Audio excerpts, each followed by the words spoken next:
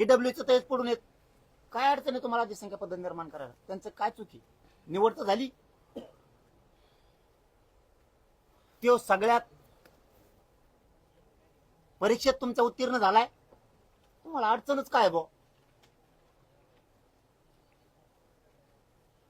नियमात सगळ्या अटी पूर्ण केल्यात म्हणून सारथीत 80,000 पोरं गेलेत.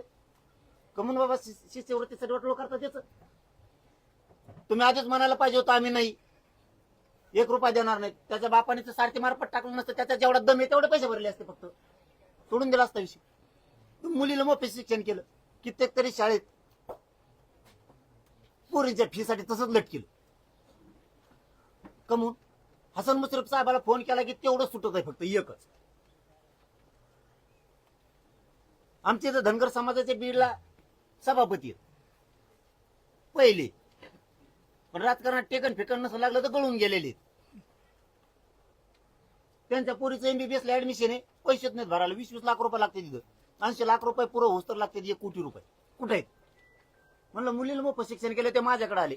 मुश्रीफ साहेबांना सांगितलं तेव्हा त्यांचे पैसे भरलेले माघारी दिले. कमून कमून तुम्ही आमच्या नरडीचा घोट घेताय उगाच उगाच. दिलं ते द्या, हेच म्हणणं आहे आमचं. एक्स्ट्रा देऊ नका. नाही लोकांना आशा लागली, आता लोकांना आशा लागली, हे आम्ही देणार. लोक वाट बघत आहेत.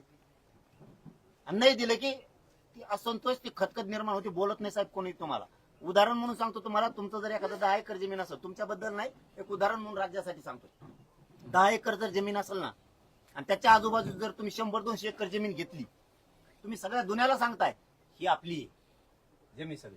तुमच्या डोक्यात हे नाहीये, तुमच्या डोक्यात हे नाहीये की त्यांनी मनाने नाही तुम्हाला दिली.